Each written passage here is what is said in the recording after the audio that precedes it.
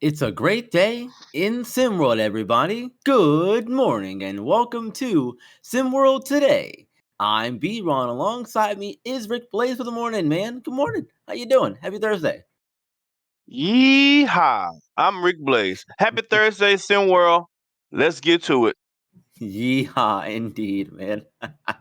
Yeah, let's go ahead. Let's jump right into it. Look, the ace for the Chicago White Sox, Dylan Cease, is on the move. He'll be switching leagues, going from the American League to the National League, joining the Padres after a trade that happened Wednesday. The White Sox going to be receiving Drew Thorpe, who's the number 4 ranked prospect in the Padres system, and he's number 64 among ESPN's top 100 prospects. They're also going to be getting right-hander Hario Irate, who's number 7 prospect, and outfielder Samuel Zavala, and right-hander Steven Wilson. So they're getting a lot of assets back for Dylan Cease. And this is a big move for Cease because he was the American League Cy Young winner runner-up in 2022. He's coming off a down season, though. He had a 4.5 ERA last season after a 2.2 ERA back in 2022 when he was runner-up for the Cy Young Award. All that being said, though, like I said, switching leagues from the American League to the National League, he's going to have to try to bounce back. Do you think he'll be able to in the National League? First of all, I didn't like how that clip showed him striking out my Strohs like that. Like, put some more respect on the Strohs name. There's a lot of people he struck out this past season. There's a lot of clips you could have went to. Don't just go at my Strohs like that. You know how we do it. Now we bring out them trash cans. It's gonna be a problem. Don't get us started. Don't get And us started. But hey, in that game he struck out 10 in 6 innings, man. He did real good. that's all right. Anyway, That's all carry right. on. That's all right. That's all right. That's all right. But the thing is, first of all, he's going from Chicago to San Diego.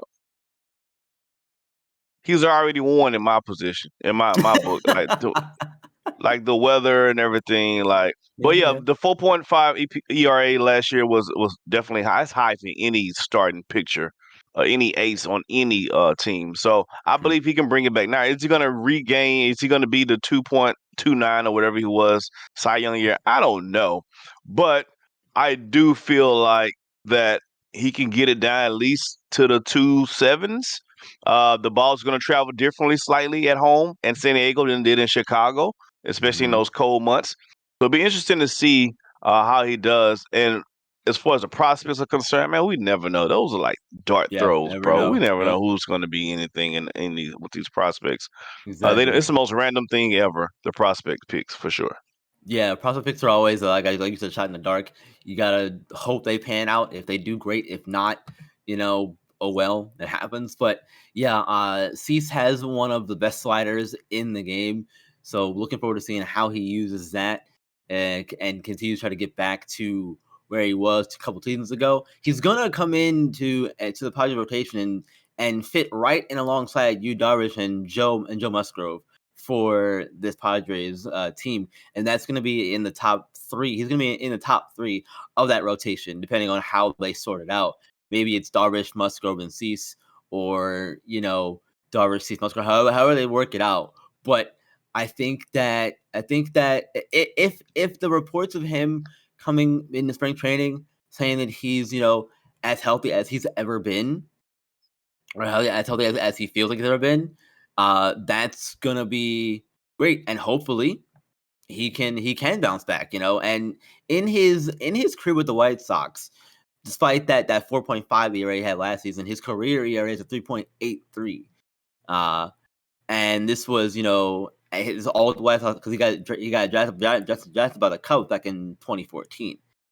And so far in the 8.5 innings he's pitched this spring, he's given up 6 hits and 2 runs. Both those were home runs over 3 starts. So, obviously he's got plenty of time to really kind of find his groove, especially now going again in spring training, no less, from the White Sox to the Padres. Yeah, I mean, I don't get too read too much into the spring training stuff, especially because a lot of the times, especially the pitchers, they're going into spring training to work on certain pitches. So they're going to get hit, Right. they're going to get rocked because they're not throwing their best stuff. They trying some other things that they've been working on in off season to kind of Mhm. get themselves together. So I'm cool. We're gonna see how it all pans out. And speaking of sliders, Buffalo Wild Wings has some of the best sliders I've ever had. I don't know anything about Cease's, but they got some pretty good ones themselves. They up there with Cease for sure as Yeah. far as the best sliders in the game. Yeah, they sure are. They sure are. I'm we're looking forward to seeing how Dylan Cease does this coming season with the Padres. But let's switch gears, shall we? We got pulled To pork some sliders. We got chicken sliders. They got a yeah, bunch of sliders, man. A lot of sliders. I bunch of rock with sliders over there, bunch of them. Well, look, them. Yeah. let's switch gears here. Talk about a return in the SWBA. Donovan Mitchell returned last night with the Cavs, and he had a really productive game for them. But in the Cavs as a team, though, they did really well overall. Mitchell was away for 7 games. Uh, Again, Mitchell scored 14 points. But the Cavs hit 23s. It's the ninth. That's the ninth time, 10th time they've done that this season. And man, they ended up winning that game 116-95 Yeah. over the That Pelicans, man. yeah, I know the Cavs have been playing well. I'm a big fan of Darius Garland. I think he's a baller. But you're gonna need a Donovan Mitchell, especially if you're trying to do some postseason type of action. A guy of Mitchell's caliber, who can close it in the fourth quarter, is someone you're gonna miss. I know they've been playing well, but let's not get beside ourselves, Cleveland Cavaliers. Stop acting like you guys franchise means anything without LeBron James' name attached to it. So you need Yeah, all the best players you can get at all of the times, right? So I think they're going to need a Donovan Mitchell. They're going to need a healthy Donovan Mitchell. At 23s is crazy, but it's the NBA we live in, and that's not going to happen every single night. So, but right. hey, if it's going down, it's going down. So cool, Donovan Mitchell. Hopefully he can remain healthy for the remainder of the season and the stretch run down here for the NBA stretch. Well, it's almost done, right? So you want to remain healthy for the remainder of the stretch so that they can try to make some noise. Go Cleveland Cap. No, I don't really have any stock in the Cleveland Cavaliers like that to be talking Don't about don't go have it in you, Cavs. huh? But I almost had it in me, but not quite. Almost. Hey, I understand that. I understand. Well, look, is it a big deal for you that Mitchell is back, or is it not a big deal? I know you've heard of deal or no deal, but let's do it the other It's a way. big. I mean, it's the Cleveland Cavaliers, man. Everything's a big deal in Cleveland. What are we talking about? If they pull out a hoagie sandwich from Shilasky's tomorrow, that's gonna be a big deal in Cleveland. Like, it's Cleveland, bro. There's nothing else to. It's Cleveland, bro. Yes, it's a big deal. I heard they got a toenail clipping of LeBron hung up in one of the high schools.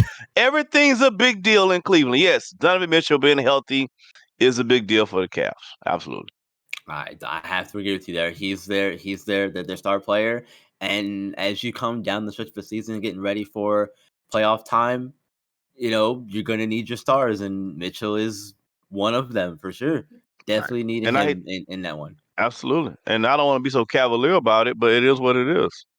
Yeah, no, no, of course, of course. Well, look, in that game, Mitchell himself, he hit four threes, and yes, you mentioned it. NBA now, offensive heavy, 3-pointer heavy. You're gonna see a lot of those. SWBA, rather. They have there's so much offense now in the league, and on the other side of that, Zion Williamson had 33 points, 9 rebounds for New Orleans. Brandon Ingram scored 20 points. They Hmm. did their part too. Unfortunately, it just wasn't enough for them to get the win. And Williamson said that they just weren't on fire from 3 point in that game last night. But when nights like that happens, other ways to be effective, and they got to find other ways to be effective, and they did. It just wasn't enough for them to Yeah. get the win. Very few teams are going to be able. any league is going to be able to beat anybody who's hitting 23s. Like that's not. You're not stopping teams who's hitting 23s unless you're hitting 21 of them. So Yeah, it is it's what it so is. It's tough. one of those nights. I'm glad to see Williamson stay healthy, relatively healthy. Yeah, I don't know if I've ever seen him play this many games in one NBA season. So hopefully he can remain healthy for the Pelicans. And I like their core down there too in New Orleans for sure. yeah, And absolutely. their Well, look, beignets. I like their and beignets for sure. yeah, well, look, speaking of cores, man, uh, Gulf Coast has a very young core, and they survived last night in the body shop Sportsplex when they played Bad Boy basketball. Bad Boys gave them their best fighting spirit air. Unfortunately for them, it wasn't enough. Gulf Coast was able to get the win, 83-80, and there were 5 players Nice for turnaround though. Gulf Coast in double figures in this game, including Kai Killens. But and we talk about in the game, who's going to be the number 2 for Gulf Coast, because that's one of those things Pick the where ball up and score a bucket. That's crazy talk right there. That's bad. yeah. That's a different kind of bad. Hey, when the coach says, guess what drill we're going to do? We're going to scramble to try to find the ball on the ground, and then we're going Right. to just pick it up, turn around, and shoot a jumper. That's the drill we're doing today, Kai. He's like, yes, sir, let's do it. And that's what happens. And That's the it worked scramble, out. find the ball from the ground, turn around, shoot a jumper in your eye drill. So kids at home, please put that drill onto your basketball courts. Put that into your game so we can see more shots like that. But yeah, Kai Killens, of course, is this numero uno option there in Gulf Coast. I think they have to do it by committee. If you hog tie me down and make me make a decision on who will be number 2, Yep, that was me the um, question. Who's your number 2 for I them? maybe Aiko, Kasai. I'm probably Aiko saying his Kasai? name wrong. Aiko. You know, um, if I had to pick a number 2 scorer for that team, I guess it would be him. He seems to have the most consistent offense out of the rest of the guys. Cut Berth is more of a distributor. Pooley, Horace, and those other guys, and Bull, those guys are more just defenders. So I would go with Kasai if I had to pick a number 2, but I think they're gonna have to get it done by committee. What they did last night with more than 2 players in double digits scoring is probably the best version of Gulf Coast Yeah, that needs to be seen more for them to be successful, especially yeah. going down to the race to 1. 100% agree. They're gonna need to have a lot more games like this. Now, obviously, these are kind of. I think these are anomaly games when it comes to production. It's very rare to see players with 2, let alone 3 players in double figures. Given the amount of minutes we play here in SimWorld Prep, Mhm. there's not enough time really to have that happen. But when it happens like this, it's really, really productive. For me, if I had to go with the number 2, I'm honestly still gonna rock with Carson Cupworth. I know he's more of a distributor, and he's kind of up and down at times. But I feel like because he's on the floor with Kai a lot, that to me gives him the best opportunity to be that number 2 player, and that number 2 scorer for them. I do like Cooks and Bull as your, tertiary and 4th options as well. But for me, I'm leaning towards Cupworth, and I think I do give him the edge because of his ability to distribute the ball. Because if he can get other people open, that allows him to get himself free on the flip side of that as well, when you think about it. Um, I think his offense need a little help. His offense need a little work. I think he needs, as a point guard distributor, as a floor general, I love Cutbirth. I think he's Mhm. one of the best top 5 point guards from that perspective, who can run the court, who can run the floor, who can run the team, who can affect the game without scoring. So that's the skill set within itself. Right, Scoring wise, he exactly. can be more consistent, but we'll see. Come race to 1, you get to see what players are really made of because that's when the pressure's on. That's when the lights are the brightest. So we'll see Mhm. if he can turn it up. We'll see if the other teams can turn it up. We'll see if Cotton can keep it going for Gulf Coast. And for the Southern region, who by my new calculations is the second tie for the second toughest region in all of SimWorld Prep. So, Yeah, we sure yeah. will. We sure will. Well, look, producers are in our ear that haven't been in here in a while, but they're in the air. We gotta go. We're out of time. Thank you for joining us this morning here on SimWorld. Today, reminder we have 3 games today. OG's Lakeshore Drive at 7, Philadelphia and Lone Star at 8, and then Beyond the Arch and Rocky Mountain at 9 p.m. Tune in to all those games. YouTube TV. You can, YouTube TV, SimWorld TV. Join up over there. Like the video, Don't, like the show don't forget, here. B-Run, we have an earlier game coming on today, too. Yes, yes, we do. Yes, Latin America and some North Africa at We got 12 some p.m. we got some intercontinental flair coming on today. Again, the number 2 toughest region in all of SimWorld Prep. You guys want to lock in and see what's happening on today.